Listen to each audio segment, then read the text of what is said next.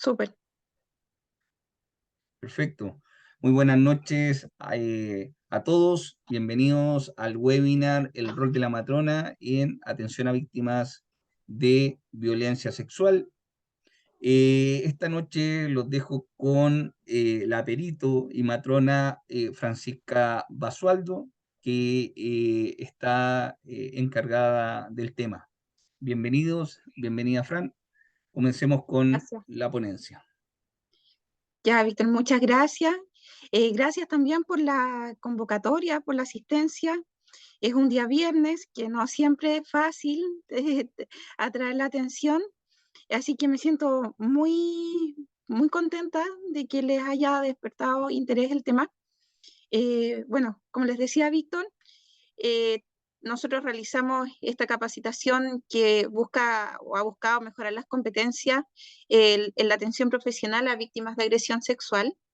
Y uno de los temas que identificamos que hay que ahondar o trabajar ahí como con mayor dedicación es la cadena de custodia. Por lo tanto, fue uno de los primeros temas que se eligió al momento de hacer esta maratón de webinar. Y luego conversando con Víctor, yo le dije, ¿sabes qué? Tiremos un webinar de rol de la matrona, porque aquí yo siento que hay que dar un sello especial y agradezco las palabras de Víctor que dice, cuando pienso en una atención a víctima de agresión sexual, pienso en una matrona. Y creo que es un sello que yo también he tratado de dar cuando capacito a otros colegas, también cuando he recibido alumnas internas y en mi misma atención directa, siempre busco dejar como bien en alto el nombre de la matronería.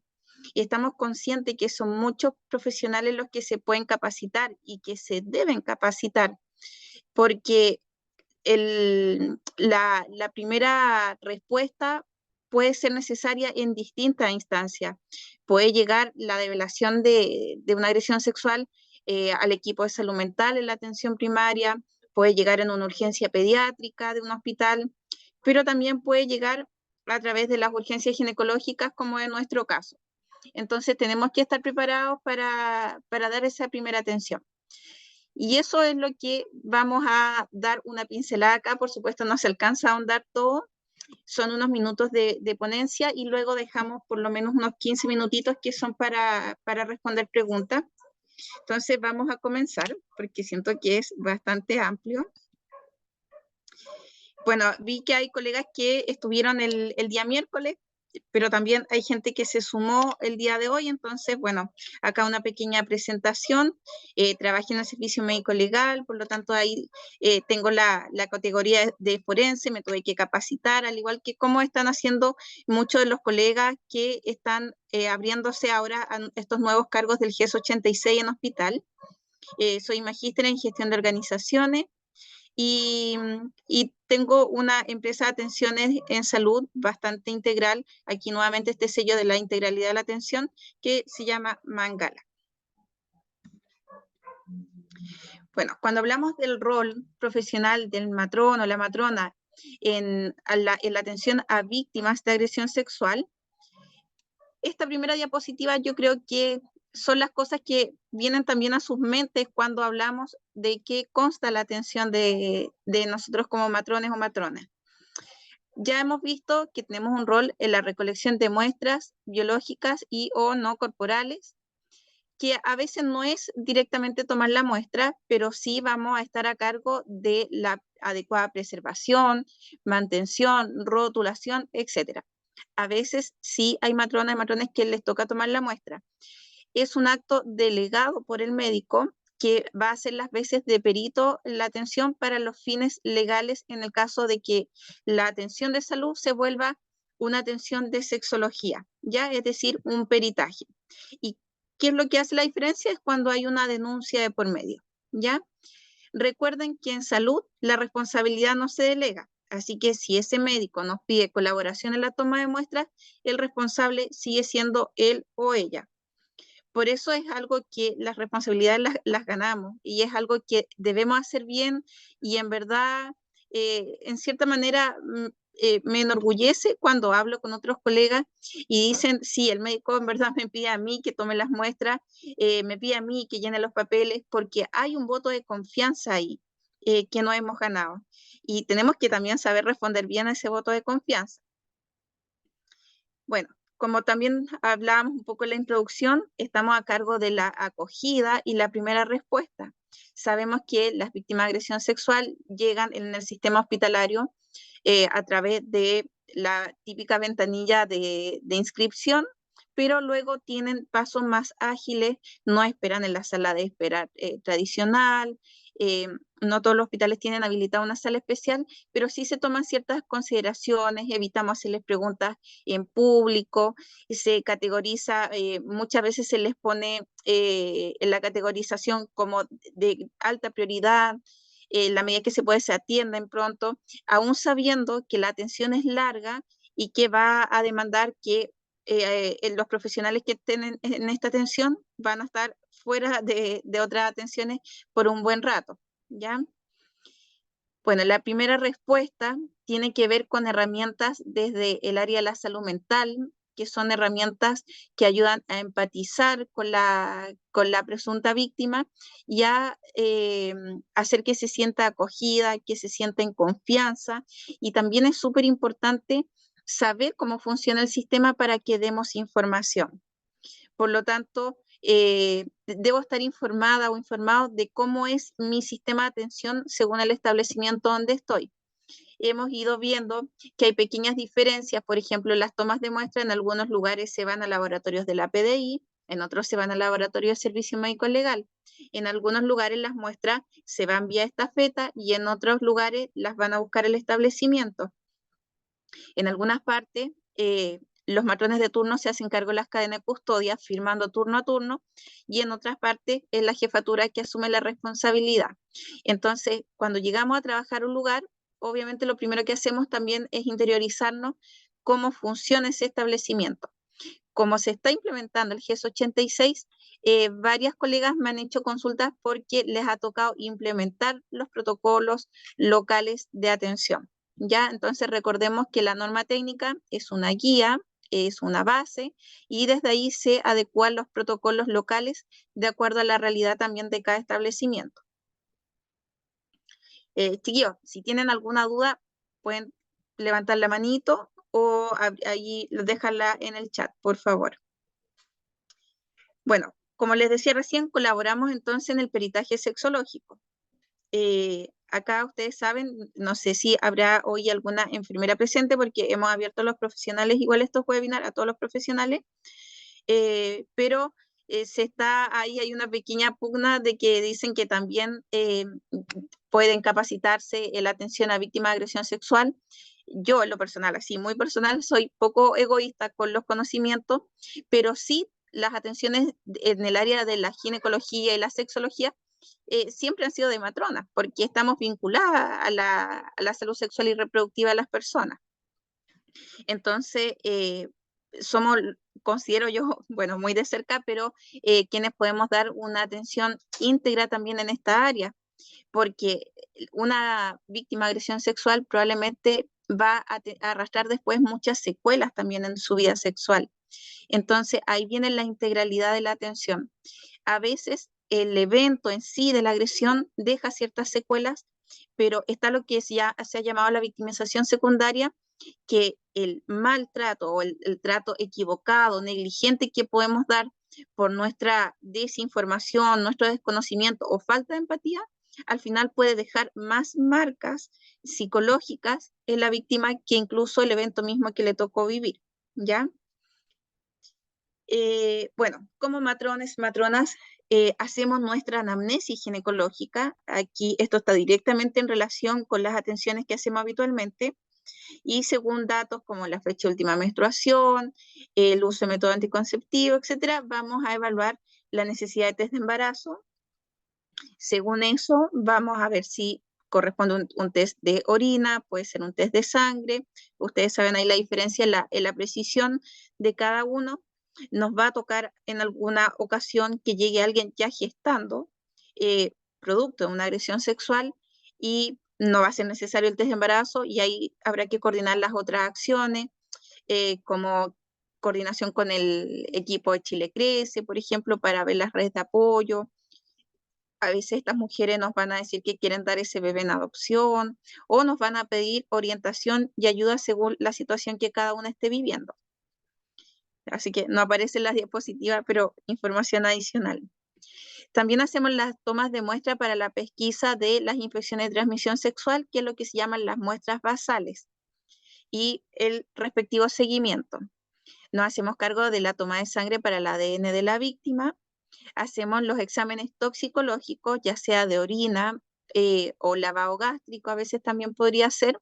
En general, en los contextos hospitalarios no se hace el de pelo. Ya aquí les estoy dando hartos tips de lo que vamos viendo en los cursos. Las alcoholemias muchas veces son derivadas porque la alcoholemia tiene toda una normativa que también la vemos en el curso y que no tenemos el buzón de depósito de la alcoholemia, entonces habitualmente hay que derivarla a la urgencia adulto. Y bueno, como les nombraba, la información, educación, derivaciones, las labores de coordinación que hay que realizar de manera expedita, de manera informada, porque una mala coordinación va a implicar quizás que perdemos el seguimiento de esa víctima o presunta víctima. Yo les decía el webinar anterior que yo hablo siempre de presunta víctima porque también hay historias a veces un poco raras ahí que salen, así que yo prefiero usar siempre presunta víctima. Sé que desde el área de la salud nosotros habitualmente empatizamos con la víctima y en ese aspecto podríamos cometer errores. En el servicio médico legal la atención es mucho más fría porque uno asume que es una presunta víctima y bueno, y la experiencia va demostrando a veces que salen las historias más diversas que uno se puede imaginar en verdad. Bueno, acá entonces tenemos un rol administrativo también, que la idea es que lo llevemos a cabo de buena manera. Por muchos años se decía, yo no soy amiga de esta pugna entre matrona y enfermera, pero se decía que las enfermeras eran súper buenas en el área administrativa y que las matronas éramos un poquitito más light o más desordenadas. Sin embargo, en los últimos años, yo debo decir con mucho orgullo que las matronas y matrones se han esforzado por mejorar sus competencias en el área de la administración. Están haciendo cada vez más diplomados, más magíster, salió este cargo de gestor de la matronería y se están desempeñando en muchas áreas, en gestión de calidad y muchas áreas administrativas en que han ido dejando también bien posicionado el nombre de la matronería.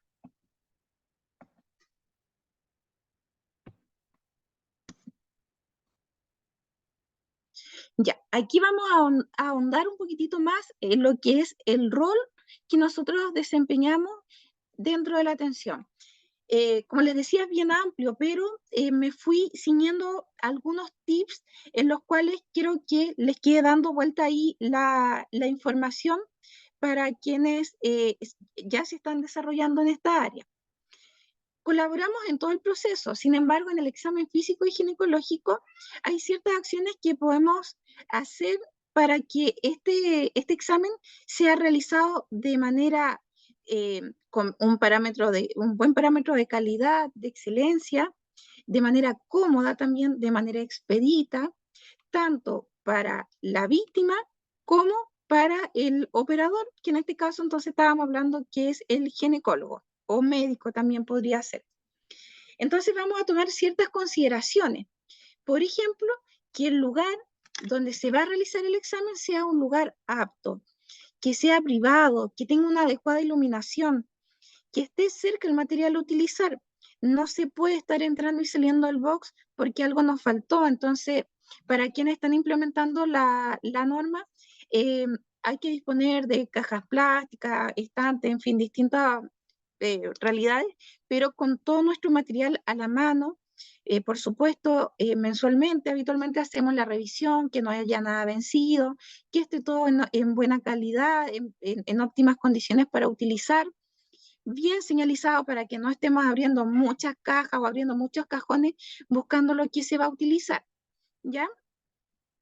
Bueno, la luminosidad nos va a ayudar a que podamos realizar una clara visualización de los genitales y la zona perianal. Estar cerca de una ventana puede ser muy favorecedor para que ingrese la luz de día. Sin embargo, esa ventana tiene que estar con un vidrio empavonado, de manera que la víctima no se sienta intimidada, que alguien eventualmente se asome por los costados. Entonces, por ejemplo, una ventana con una cortina no sería algo óptimo para la realización de la atención. También el empavonado tiene que estar en buenas condiciones. No sé si le ha pasado que en algunos lugares el empavonado, este vidrio ahumado, es un sticker lo que tiene, y la gente desde el exterior los empieza como a sacar con la uña. Entonces, todo ese tipo de detalle, uno se tiene que hacer cargo para que se realice una adecuada atención. Bueno, el tránsito de personas debe ser limitado o lo estrictamente necesario. Entonces aquí, ojo, cuando entra otra colega del turno o la TENS u otro médico, hablarle algo al médico que está en el peritaje, ya, porque es incómodo cada vez que entra una persona de manera adicional. Hay que considerar también el tiempo necesario para realizar una evaluación cabal. Acá, por ejemplo, si llega una presunta víctima cercano al horario de entrega de turno, hay dos opciones: o asumimos que nos vamos a quedar, y hay gente que a veces no tiene problema, dice, bueno, es lo que me tocó, y si me tocaba irme a las 20 horas, bueno, me tendré que ir a las 21 o 21:30, y uno se puede acomodar, ¿ya? Obviamente, imagínense esto, el alcance que esto tiene, porque desde las jefaturas ya también tiene que estar el compromiso. Los compromisos no son solo personales, las jefaturas tienen que estar comprometidas con la calidad de la atención, y por ejemplo, si me quedé una hora más, que es como se hacen los traslados, esa hora que ojalá me la puedan pagar, obviamente, o recuperar, compensatoria, porque si no, no hay empatía que aguante, ¿ya? Porque si no, al cabo de un tiempo uno dice, no, pues en verdad, ¿por qué me tengo que quedar? Y ahí empieza a ocurrir que empezamos a apurar la atención y se afecta la calidad. Si estoy cercano a la entrega de turno, supongamos, faltan 20 minutos para las 20 horas, 19:30, no sé, y uno dice, bueno, yo no me puedo quedar, quizás lo óptimo es que se lo dejemos al otro turno y le explicamos a la presunta víctima. Recuerden que muchas veces van acompañadas por carabineros, y se hace un acuerdo mancomunado ahí de esperar un poquitito por la atención. Cuando uno explica que es en pos de una mejor calidad de atención, habitualmente hay una buena recepción también, ¿ya? Bueno, acá nos vamos ya un poco a temas más específicos. Eh, Hace poco hablaba con la encargada de sexología del Servicio Médico Legal de Santiago, que es la encargada a nivel nacional, y porque hablamos acá respecto a esta capacitación, y yo le decía, bueno, hay mucha desinformación.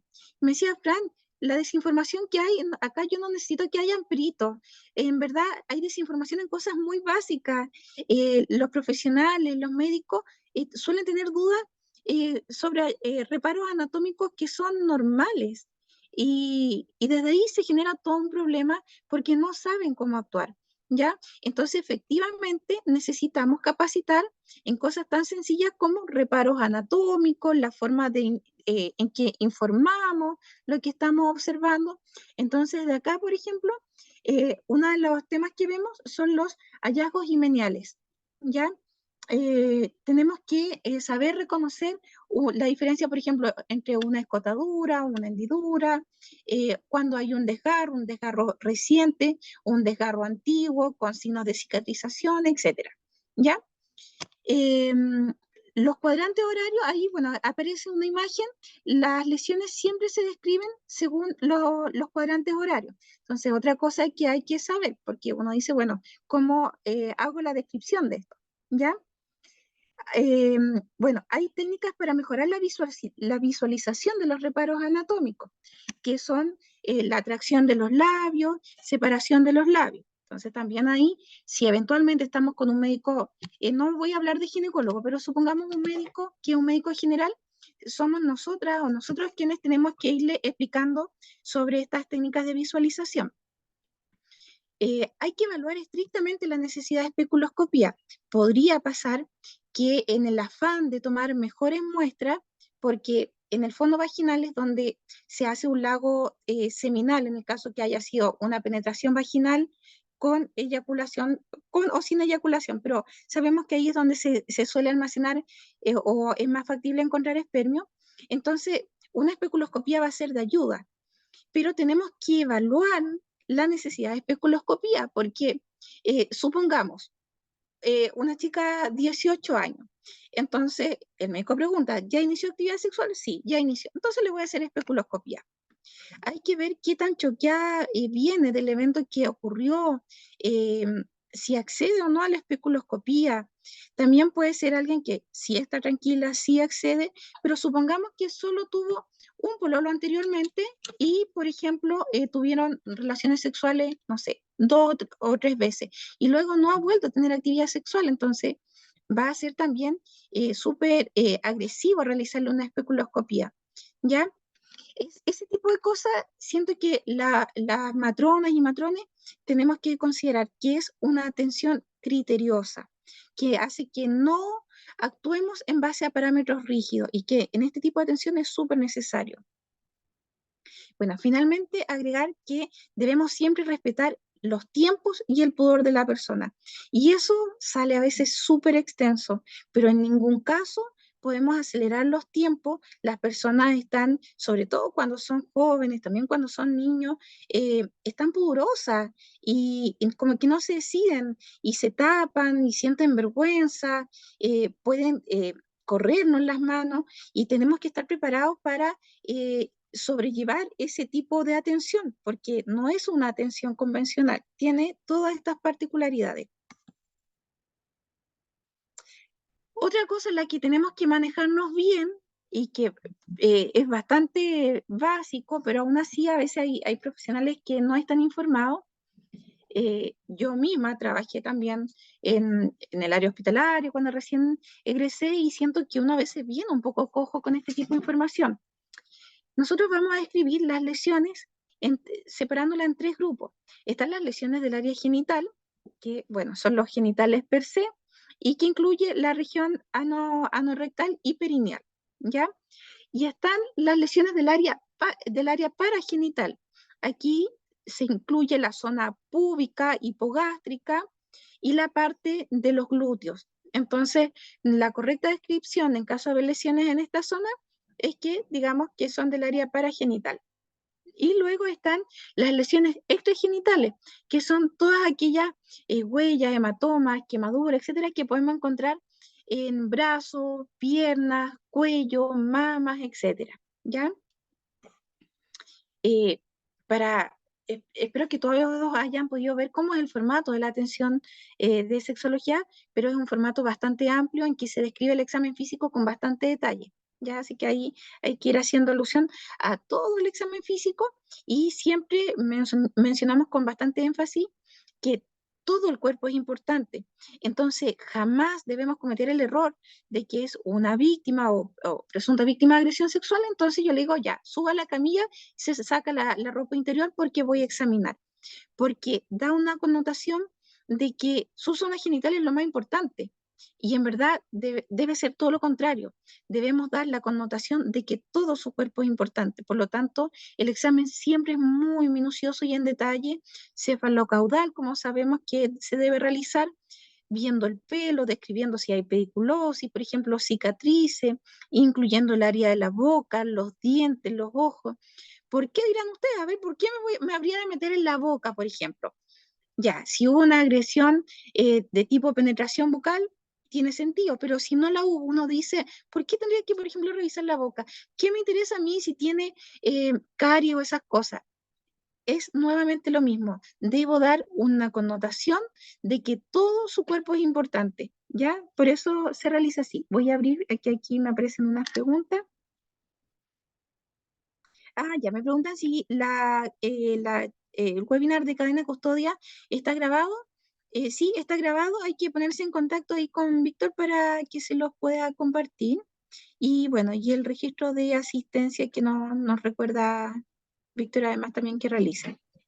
Sí, el webinar se encuentra disponible en nuestro canal de YouTube. Lo vamos a subir y por favor pónganse asistente en el listado para que reciban su certificado, ¿ya?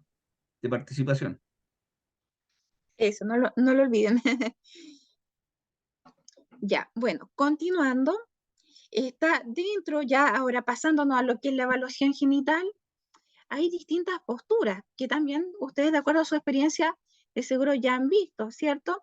Según la camilla que tengamos, hay camilla que es con estribos, en la cual se apoya el talón, y está ahí, no tiene un pequeño error la imagen, pero está la con estribo, la que tiene pierneras, y podría ser que sea una camilla que no es ginecológica, sobre todo para los niños menores, niños, niñas.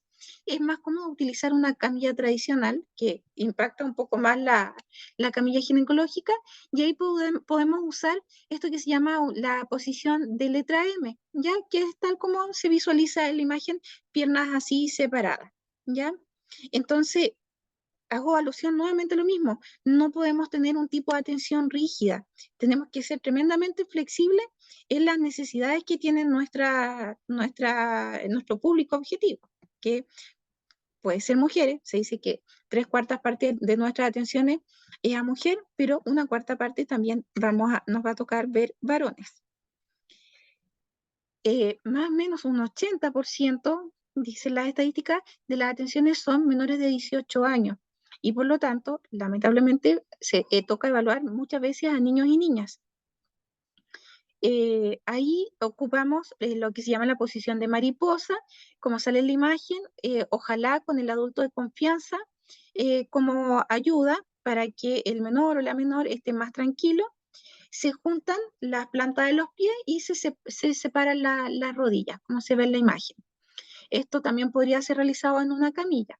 Y la posición genupectoral, que también es súper útil para ver el borde imenial, ¿ya? Son las rodillas un poco separadas, la colita va paradita como se ve en la imagen y se apoya el pecho en la camilla. Siempre con el adulto de confianza en un costado. Recuerden que no se puede hacer la atención si no hay un adulto de confianza. Aquí hay otra área en la cual yo siento, me corrigen ustedes, alguien me puede poner ahí, Fran, estás equivocada, pero yo siento que no nos forman tan a fondo en el pregrado, y que es la imeniología. Hay otra área que se llama imenología, pero es otra cosa. Y en la imeniología vamos a encontrar distintas descripciones de los ímenes. Entonces, y distintas clasificaciones. Entonces, aquí este cuadro es una imagen resumen en que aparece, en que clasificamos el himen de acuerdo a la consistencia de la membrana, de acuerdo a la forma del orificio y por la elasticidad del orificio. ¿Ya? Acá no alcanzamos a detallar tanto cada uno, pero aparece acá un esquema en imágenes de cada tipo. Entonces, a veces pensamos que es un himen anormal y en verdad es un tipo de himen que no hemos visto. Por ejemplo, los cribados, los labiados son súper raros de ver. Y pueden llevar eventualmente en el desconocimiento a cometer un error. Voy a leer nuevamente acá los chats. Ah, ya, no soy de la misma asistencia.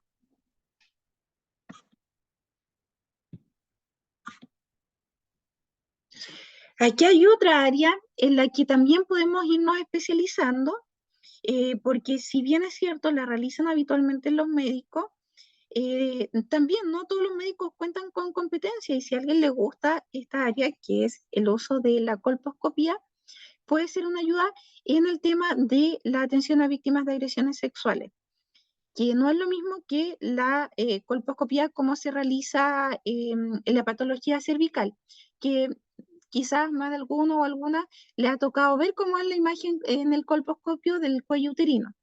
Acá la videocolposcopía hace alusión a que este equipo tiene la capacidad tanto de tomar imágenes fotográficas como de hacer grabaciones, y la capacidad de amplitud de imagen y la capacidad de iluminación que tiene es tremenda, es de 32 lentes, 32 unidades de capacidad de amplitud. Tiene un filtro verde para, bueno, obviamente hay distintos equipos, pero en general tienen este filtro verde que permite ver vascularizaciones que nos puedan dar indicios de desgarros que están en etapa de cicatrización. Así que son de tremenda ayuda estas imágenes.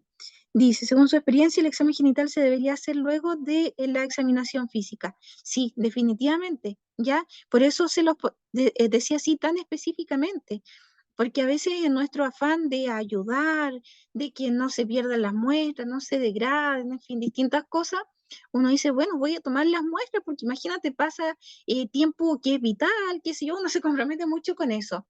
Pero en verdad no, no es lo correcto. Estas situaciones nos van a pasar cuando, por ejemplo, la víctima está insegura de hacer la denuncia, insegura de que le tomen muestra, cuando la víctima está inestable, por ejemplo, llegó con un corte en la cabeza que está sangrando, bueno, se va a tener que ir a la urgencia adulto primero a que la suturen y después va a volver con nosotros. Entre medio, la víctima o presunta víctima va al baño, hace pipí, se seca, algunas se han lavado porque por el hecho mismo y la desinformación, la víctima se va a su casa, se ducha, elimina la ropa que estaba utilizando, pueden pasar muchas cosas. Y sin embargo, el bienestar y la atención integral debe ser siempre lo que debe primar, ¿ya? Luego la atención misma, siempre examen físico general primero y luego nos vamos al segmentario, incluyendo la evaluación genitoanal, ¿ya? Bueno, ahí entonces, volviendo acá a la idea de la videocolposcopía, entonces esta imagen de acá del equipo en varios establecimientos está, así que a darle uso. El apoyo con imágenes es muy útil y también hay harta información que dar al respecto. Las imágenes fotográficas son un apoyo tan importante como las muestras biológicas, por ejemplo. ¿Ya? Así que ojalá se vaya implementando. Voy a leer acá otra consulta. Dice, Baitiel, hola Baitiel, qué rico tenerte acá. Agregar que las colegas pueden apoyarse por imágenes infantiles en una carpeta para ayudar a las posiciones en niños, niñas y adolescentes. Sí, efectivamente.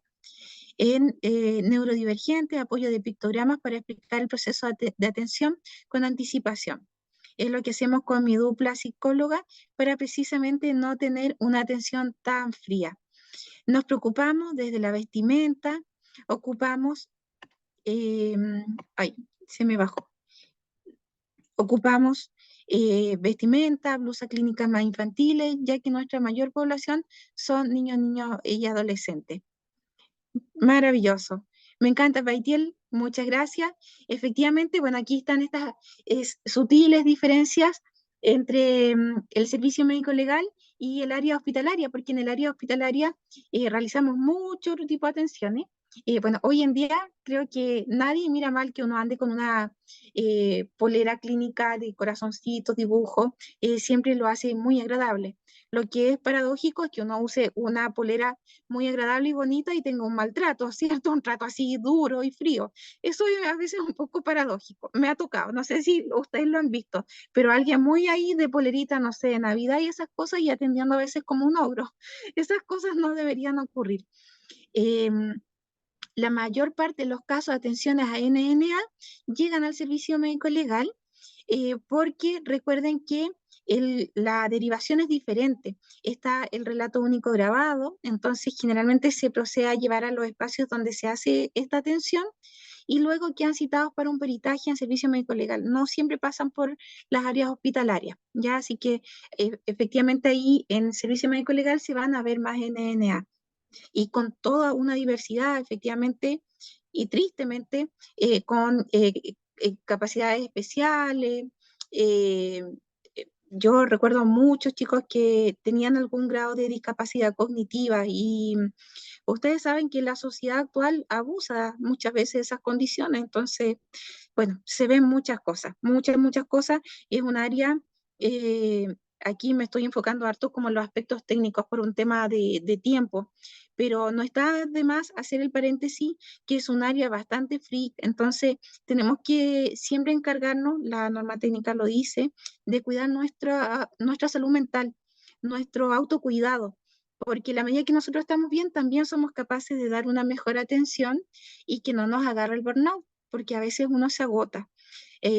Cabe agregar acá que uno a veces tiene como una ideología, alguien incluso delante lo nombró, voy a tomar bien estas muestras, voy a hacer bien mi cadena de custodia, porque quiero ayudar en este proceso para que haya justicia, y a veces ese es como nuestro razonamiento, y la verdad es que uno se va enterando a veces que el caso no quedó en nada, la víctima volvió con el padrastro, y un montón de cosas que frustran. Entonces, a cuidarnos, chiquillos, chiquillas, porque son cosas que nos pueden pasar la cuenta, ¿ya? Otra pregunta acá dice, ¿la implementación del GES 86 incluye la disposición de colposcopía en los establecimientos de salud? No, no lo establece. Por eso les decía que no todos los establecimientos lo tienen. Es un elemento más de ayuda. Ya aquí hay pequeñas diferencias en cómo se ha implementado esta atención en los distintos establecimientos. ¿Ya?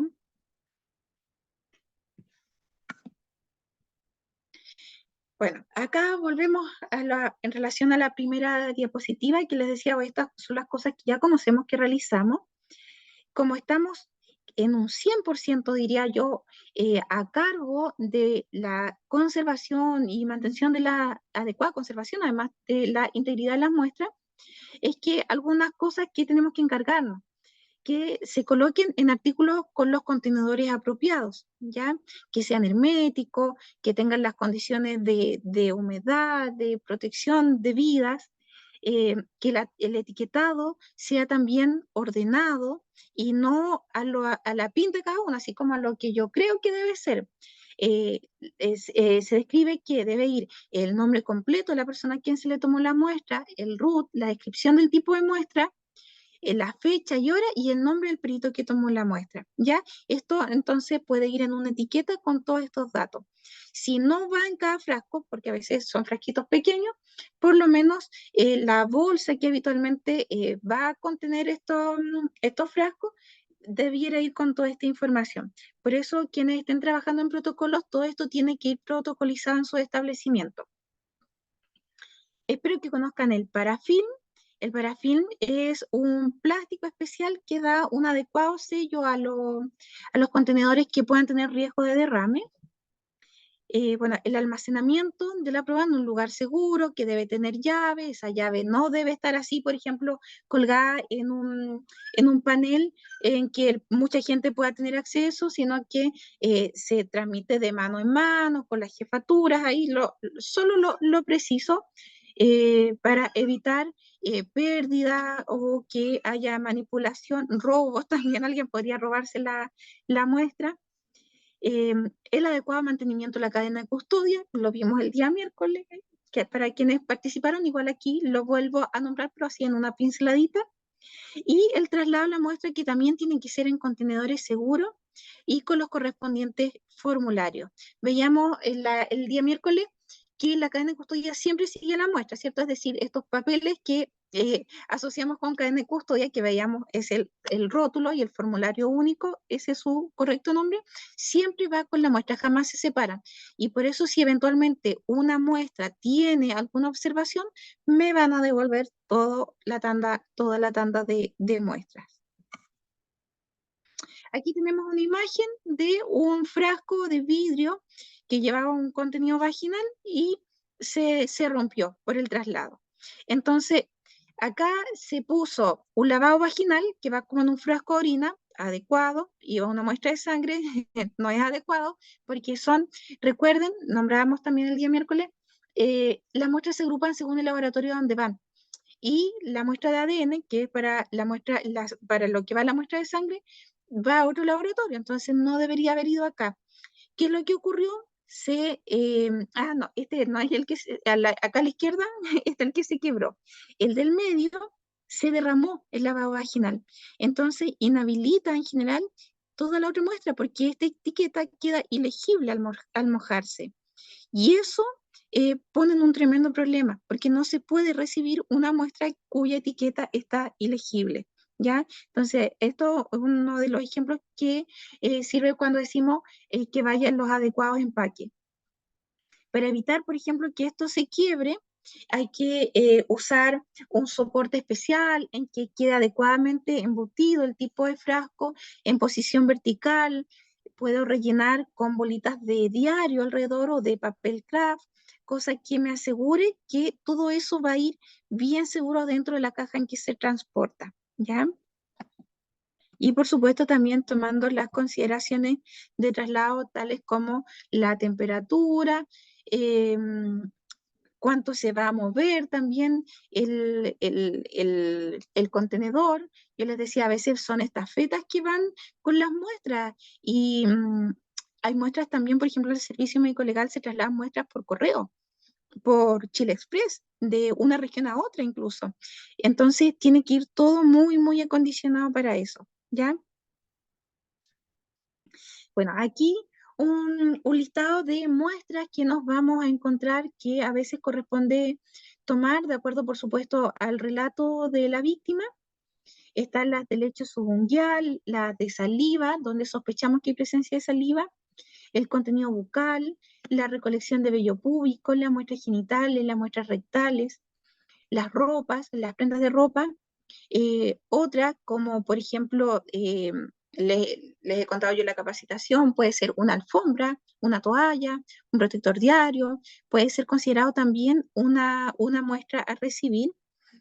Bueno, la alcoholemia, el toxicológico, las muestras de ITS, las pruebas de embarazo que les nombraron en un comienzo y también las fotografías.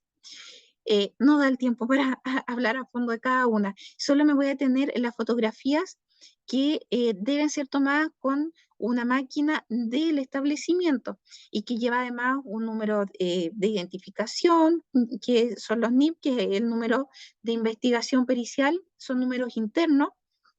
En ningún caso, y aquí nuevamente este afán de ayudar, que a veces podemos cometer el error de querer tomar una fotografía con nuestro teléfono celular, ¿ya? Eso no debe hacerse en ningún caso, es una falta grave realizarlo.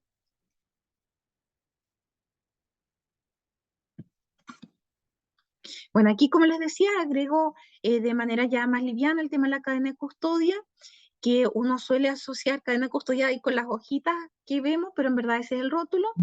La cadena de custodia como tal tiene una definición. Yo les digo siempre, este es como una pregunta de prueba.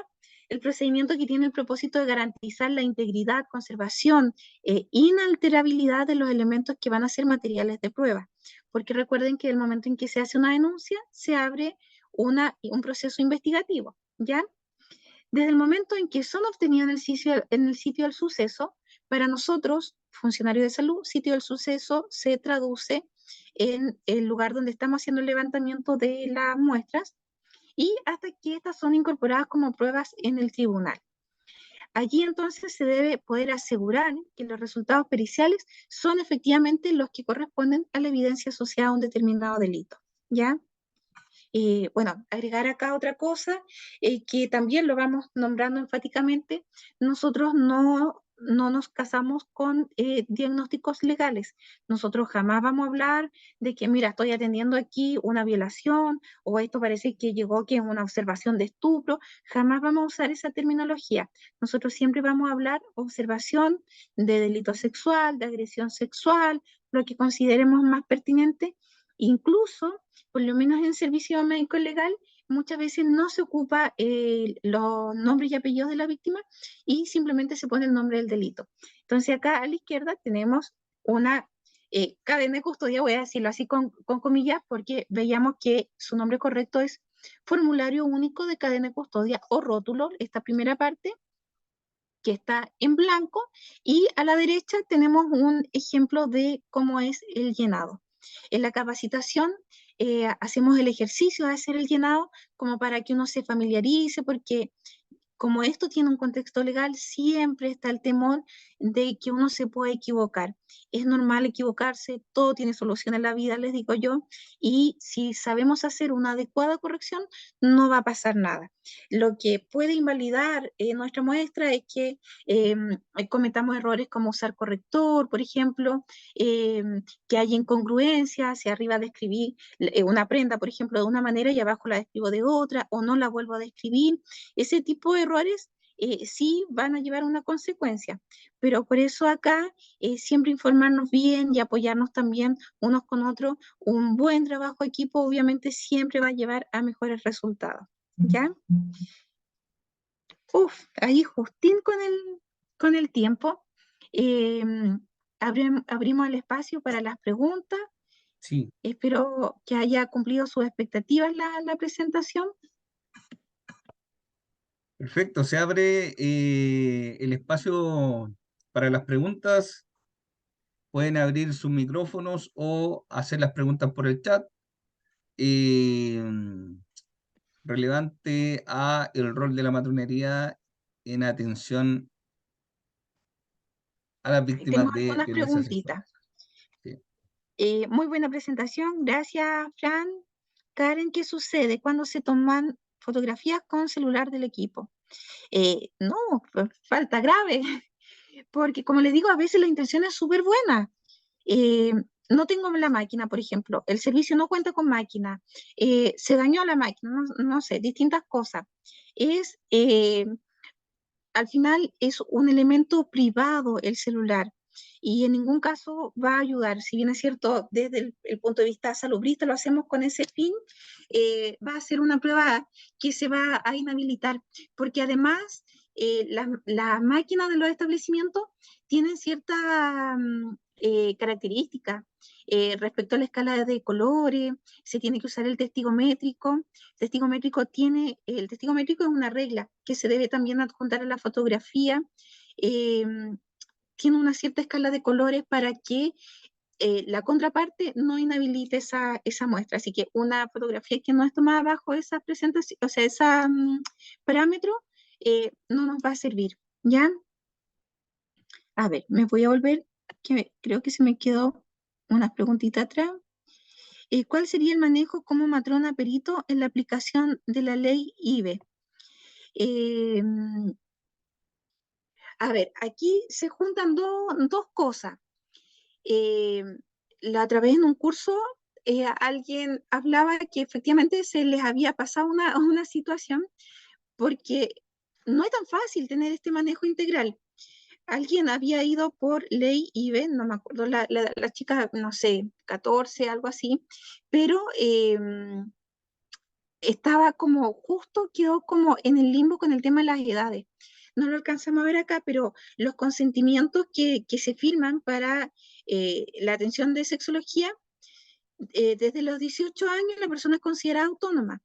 De 14 a menos de 18 se firma un asentimiento que da valor a la decisión del adolescente respecto a si autoriza o no el examen.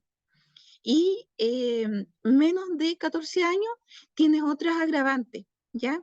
Entonces hay que siempre ir cruzando la información con la ley IBE porque cuando se va a tipificar acá de que es un delito efectivamente de violación.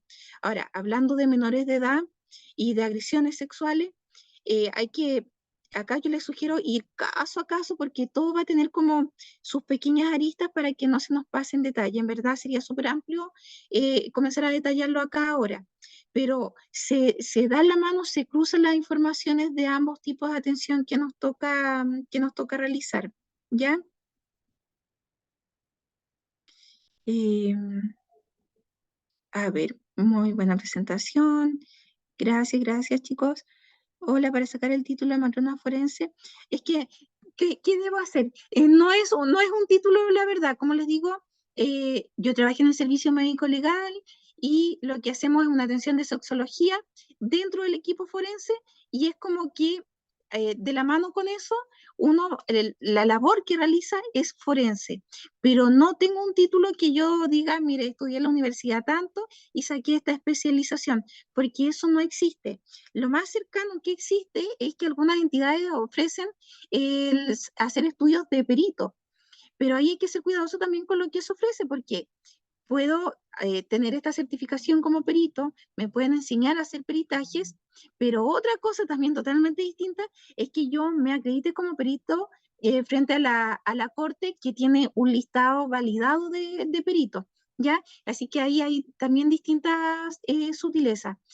Ojalá quizás con lo del GES 86 se abran nuevas especializaciones para que podamos contar en nuestros currículum ahí debidamente con un buen certificado que le dé peso a esto y que nos permita con mucho orgullo seguir profundizando en este tipo de atenciones, porque como ustedes pueden ver es súper amplio y hay mucha desinformación todavía, ¿ya?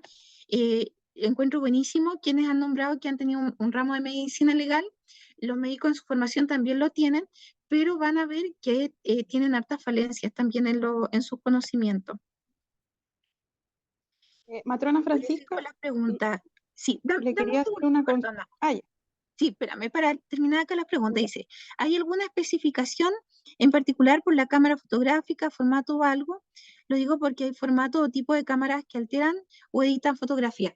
Claro, no sé del punto de vista técnico darles una referencia que sea así o así, pero efectivamente no tienen que tener la capacidad ni de edición ni de cosas así. Por eso son máquinas súper restringidas en su uso, porque podría ser fácilmente plagiable.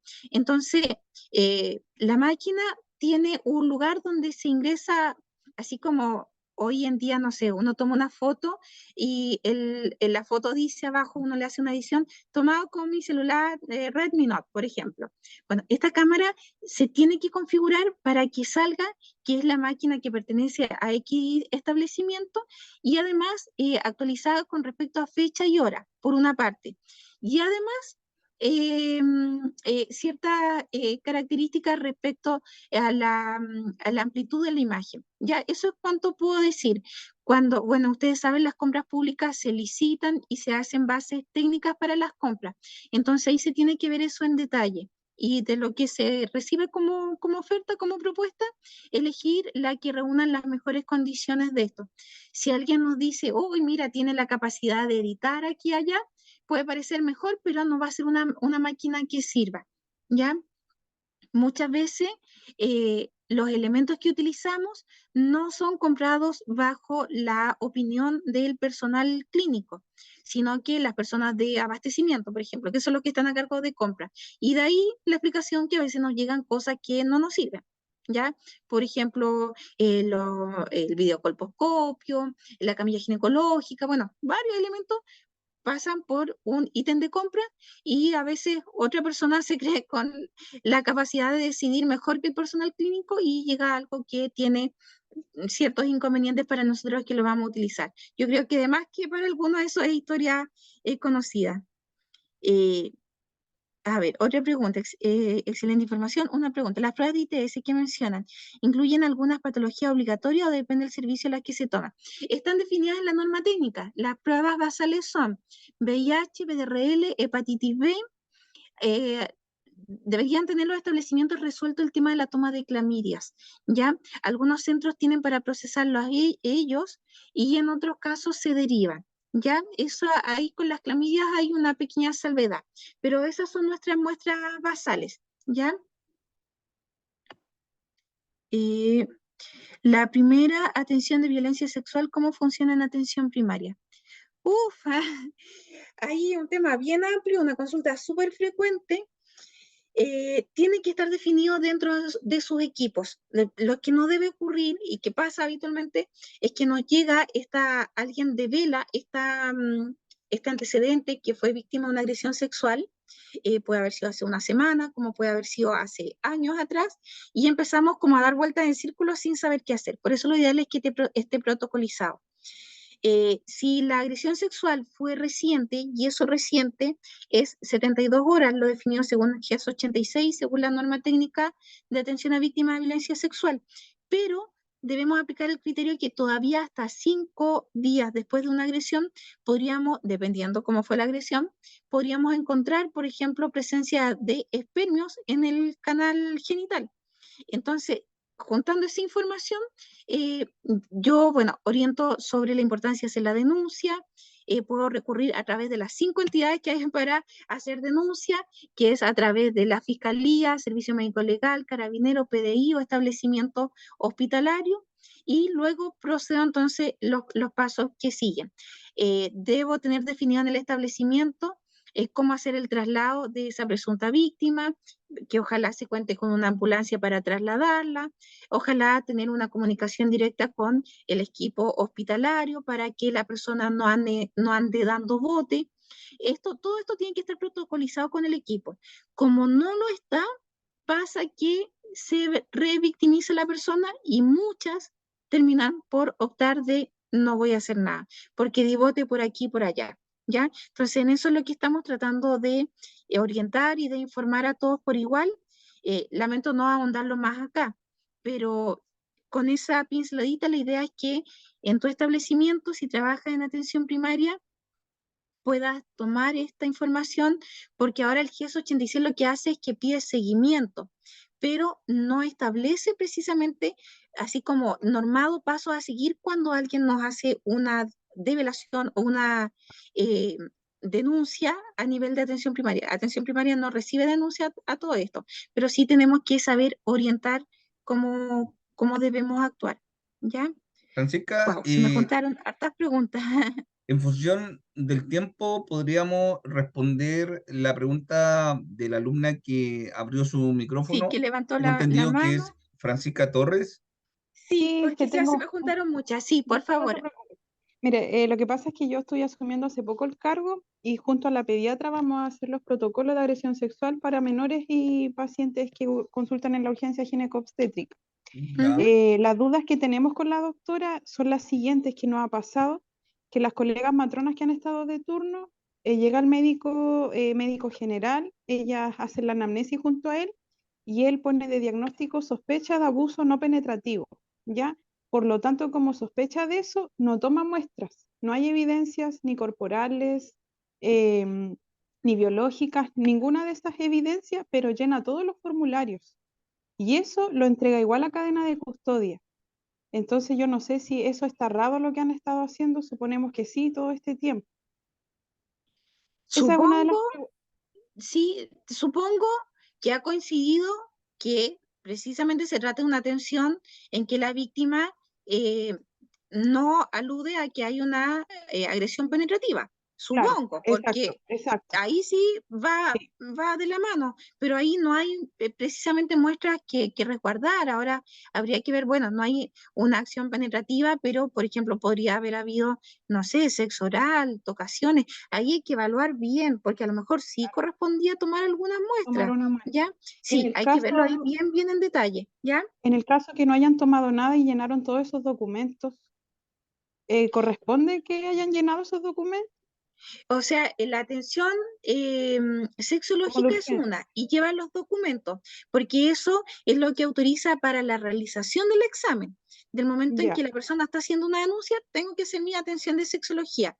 Lo que no iría, según lo que cuenta, es cadena de custodia, porque la cadena de custodia es para las evidencias, y en este caso no las habría, según el ya, tipo, lo que está aparentemente recibiendo como relato el médico. ¿Ya? Pero ya. sí hay que ser cuidadoso ahí porque a veces Sí, por desinformación hay exacto. incongruencia entre lo que se dijo y lo que se hace. Supongamos que sí había algún evento de tipo penetrativo y sí ameritaba tomar muestras y no se hizo por desconocimiento. Ya, así que ahí Exacto. hay que ser cuidadoso. Ya, mi otra Y consulta tenías, es, sí, otra pregunta.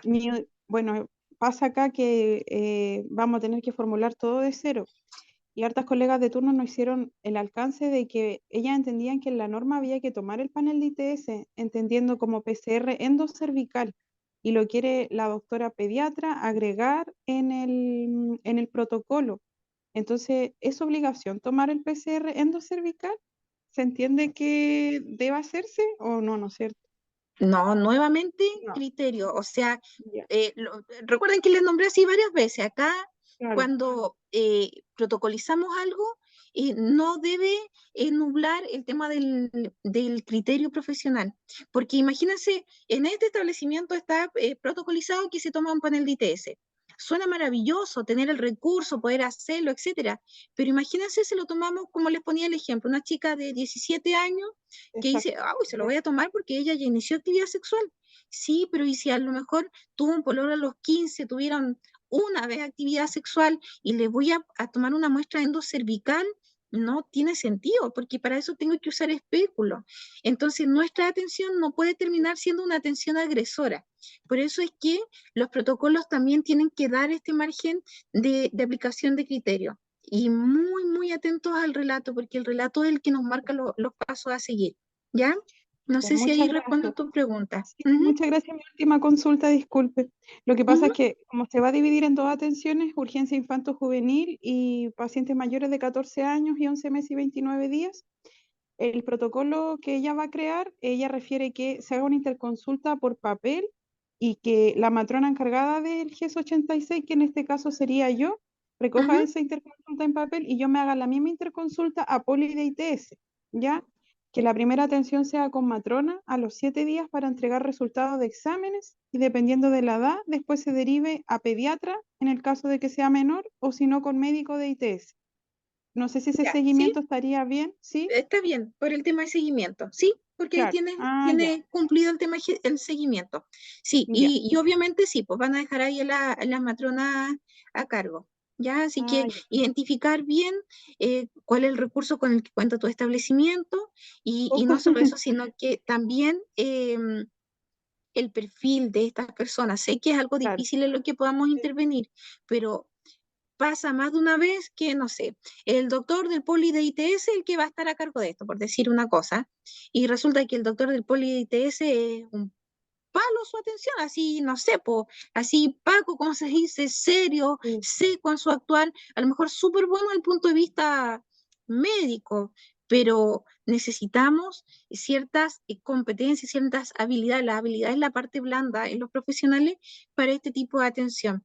Así que abogar también, sé que no es tan fácil que esté bajo nuestra injerencia, pero también abogar para que quienes empiecen a integrar el equipo o pasan por alguna parte del flujograma de derivación, estén todos alineados como con una misma política de atención y de trato. ¿Ya? Lo otro que nos Eso pasa a para nosotros es que todos. no hay psicólogo, por lo tanto la atención Wow. queda hasta ahí. Bueno, pero Estamos muy al debe. Sí, El GES Eso, igual incluye, así que claro, a medida que se eso, vayan liberando ya, recursos, ahí a debería medida de concluir. que, les tiene que llegar ese recurso. así es, Sí, y si el Sí, va a concurso ahora haber lo van a lamentablemente acelerar. una fase que va a estar coja, en está verdad. Claro, implementándose eh, recién, así que por eso, Eso, sí, y quizás se pueda hacer igual un ofrecimiento retroactivo, aunque sea tarde, pero que por lo menos esté el eso podría ofrecimiento. Sí, ser. ahí Ya, tienen que ver igual también cómo lo abordan. ¿Ya? claro. sí, Muchas gracias por su información. ya Ya. pues, Francisca, muchas gracias. Yo creo que ya estaríamos en condiciones de Ah, sí, aquí tú finalizar. respondiste. Ujú. Eh, no se vayan, no se vayan porque voy a dar una información súper importante, pero vamos a dejar de grabar. Gracias por participar.